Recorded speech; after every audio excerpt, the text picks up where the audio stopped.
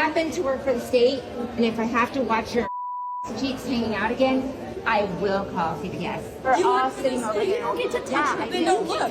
Due to the shortness of her skirt, it was like this, and you could see everything open. Here's this woman I don't know who just came up and touched my bare butt. Like, I have no clue who this is. Hey there friends, Vicky here. I am a school behavior intervention specialist with 15 years experience working with students on de-escalation, conflict resolution, and social skills. Social skills being those pesky little things that we probably should have learned as children. Not all of us did. Some of us need refreshers. Today we're taking my experience and we're doing a body-worn camera breakdown. Let's see how this one goes. Today's video comes to us from EWU, or Explore With Us Body Cam, and it is called Woman Realizes Viral TikTok Destroyed Her Career. This one should be interesting. A video of a heated confrontation between a mother and a group of younger women goes viral. It captured the aftermath of the older woman tugging on the younger one's skirt, claiming to prevent lewdness. Drama reaches untenable heights as police seek the truth in a case of conflicting, sensationalist reports. The following is based on official police records. It's the evening of April 20th, 2024. Sakura, a Japanese steakhouse in St. George, Utah, is booked with high schoolers before their spring formal dance. Footage uploaded to TikTok captures a heated confrontation between waiting diners. I happen to work for the state, and if I have to watch your cheeks hanging out again, I will call CPS. You're over 18. She is 19 years old. You don't get to touch her. You don't get to touch her. What's captured on camera is only a fraction of what each side would later claim happened.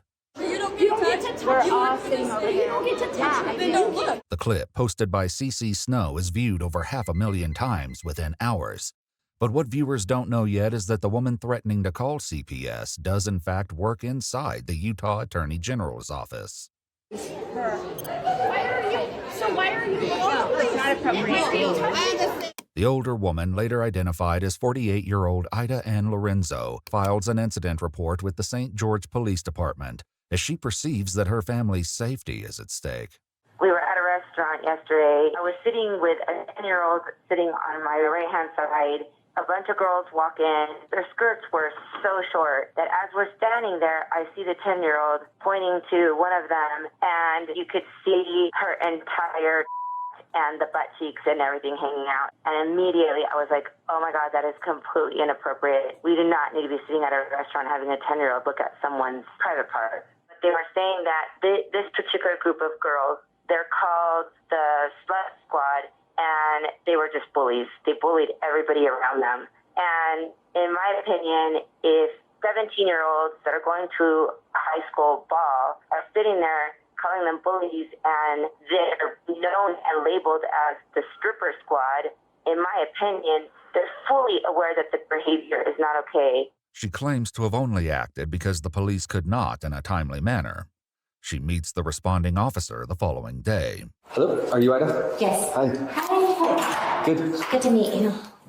So these little girls have continued to incite a mob, and I've been harassed all day. Not only did they took it down from St. George Post and her Facebook, but now she put it on Instagram, and now she put it on TikTok. Like, at some point, something needs to be done and needs to be stopped, and they have a reputation for doing this, which is why none of the minor kids wanted to get up and say anything. And so, I don't... The video she posted has currently reached 517,000 views. Damn. Yeah. And you're telling me that she was not wearing any underwear? As we could see, yeah, exactly. We could see pubic hair, skin, and everything, like, honestly. Are you saying the opening? Yes, because we were actually seated and she was standing up and she was at a higher. So you were under her?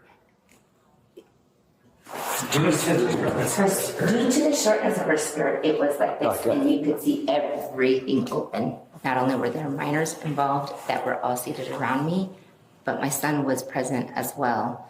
That's the only reason why I was like, listen, you're hanging out in front of minors. That's not something that you should take lightly. Well, just contact your employers, let them know the situation and that they might be getting... Well, I talked to one of the attorneys, and they're like, I talked to my boss, and she was like, if she actually was showing her body parts, she's gonna get charged. Shortly after Ida gives her statement, the other side of the story presents itself from none other than the recipient of Ida's unwanted skirt tug, 19-year-old Avery Leroy. She agrees to come down to the station accompanied by witnesses. She came up, reached her hands, her cold hands went up my skirt, and I felt her hands up my skirt, and then I felt like a tug. And like my skirt doesn't go down much farther, like it's not that short of a skirt. And so I felt this tug and I like whip around thinking it's one of my friends or something.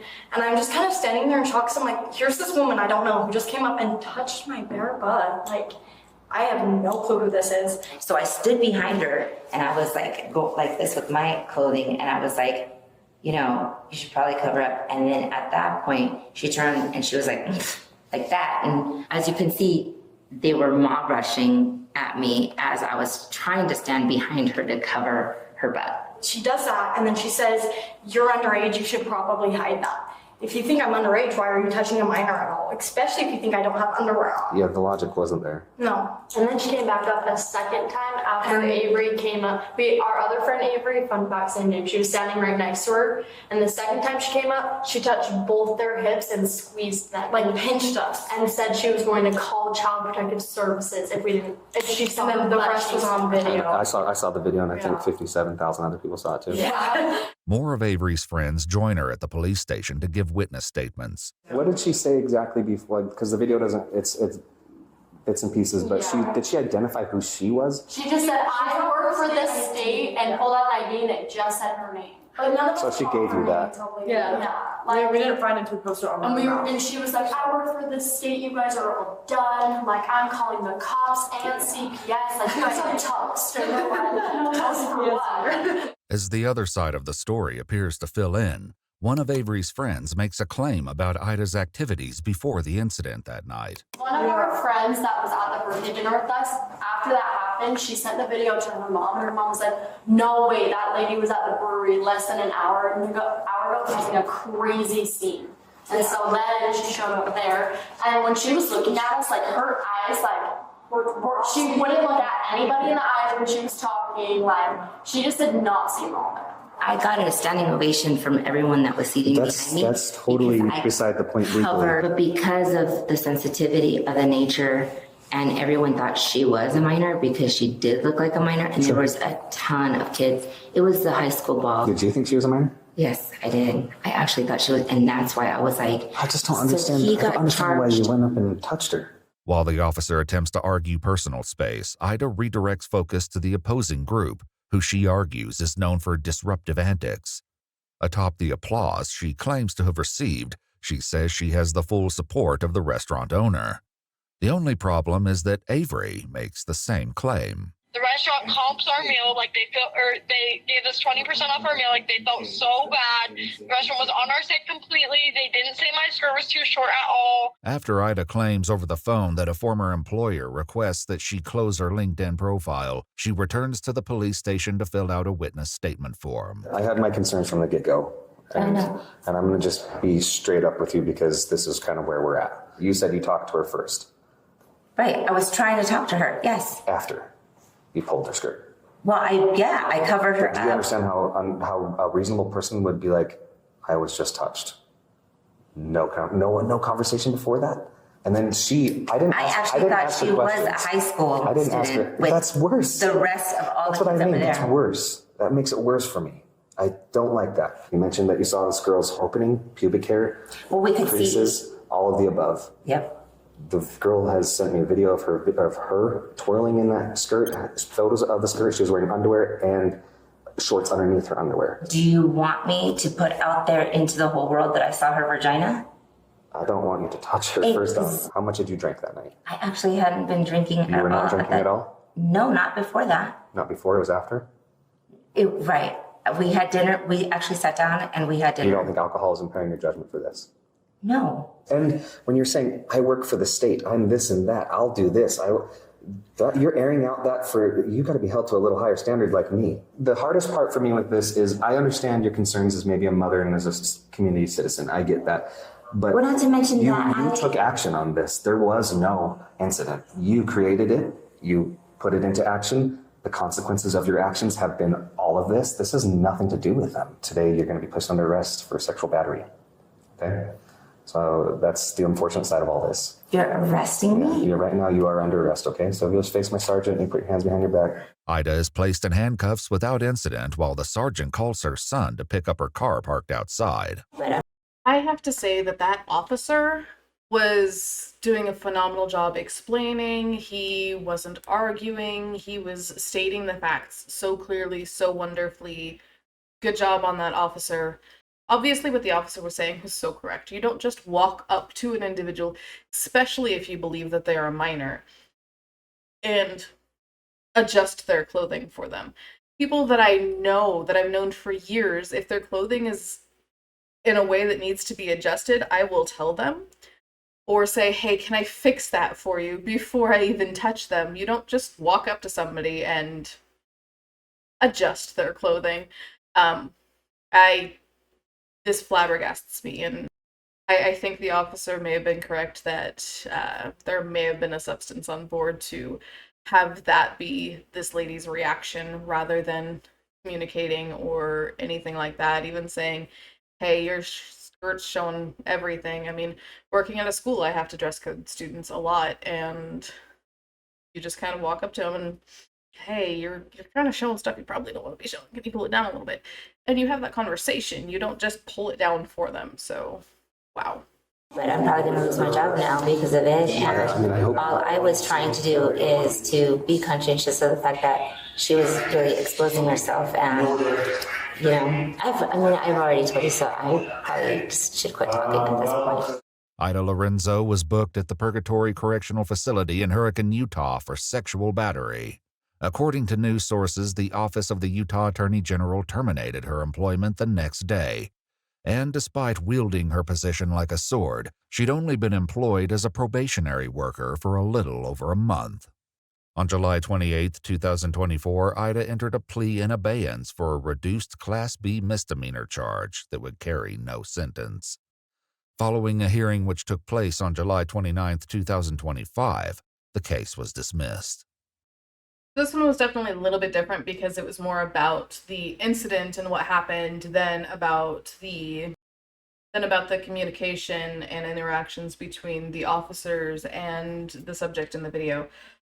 I want to say that while posting it on social media might not have been the best choice for the young ladies involved, they had every right to. You're in public, you can record people in public, and the subject did assault the young lady. Not okay, just wow. To think that somebody thinks that that's an okay way to behave it's just so crazy to me. Because as a society, we have these social boundaries that are in place. And you don't just walk up to people you don't know and touch them unless it's a medical emergency. Like, you know, you bump into somebody and you say sorry. It's those types of things. I mean, I'm just flabbergasted that this even happened. And then the fact that this lady thought that what she did was appropriate and that she was actually helping society by doing that. Okay. Our top 4, the importance of education and educating yourself. Absolutely, beyond a shadow of a doubt, she should know that it is not okay to touch somebody when they don't want it. That is the definition of assault, unwanted touching. So definitely make sure you know the rules and regulations and laws in your local jurisdiction, but I guarantee you that's probably a law in every jurisdiction. You cannot walk up to somebody you don't know and pull down their skirt. Accepting consequences. This lady seemed flabbergasted that she was under arrest and receiving a consequence for her actions. Her actions were the more severe of the actions, and the officers, they even went so far as to watch video of the young lady from earlier that showed that she was wearing shorts underneath her skirt, all of that, like twirling the skirt, everything, which proved that, you know, they at least took what the subject was saying seriously. But at the same token, even if the young lady had been displaying things that should not have been being displayed, which again, I've seen, I work at a school, it happens, you have that conversation, you have that, you talk to them about it. this is not an appropriate piece of attire. What can we do to help resolve this issue? And that's what you do. You don't touch them. So even if the young lady who was wearing the skirt was displaying everything that should not be being displayed, it doesn't give a regular bystander the right to walk up to them and touch them to cover them up. Following instructions, she did a really good job at that. There was no evidence other than when they told her to turn around because she was being placed in handcuffs and then walking her to the car. But what we saw of that, she did a good job following instructions. And controlling emotions, I think overall she controlled her emotions really well. I think she needed to control impulses and control reactions more than controlling emotions, because her impulse was not the correct impulse. Sometimes using that stop and think method of, wait a second, this is my current idea of what I want to do. Is this going to be a good choice or a bad choice? What is the consequence going to be? Is it going to be a good consequence? Is it going to be a bad consequence? Having that quick moment, and that takes a fraction of a second in your head as you think things through like that. But just taking that quick moment and doing that stop and think method, I think would have resolved a lot of this. She probably would have been like, maybe I shouldn't be touching this young lady in a place that I shouldn't be touching this young lady. And then if she was at the brewery before and if there was substance on board, it's hard to tell because the majority of the interactions that we saw happened in the following days. But if substances were on board, again, refraining from the use of illicit substances, because your judgment gets skewed and you make choices that you wouldn't normally make.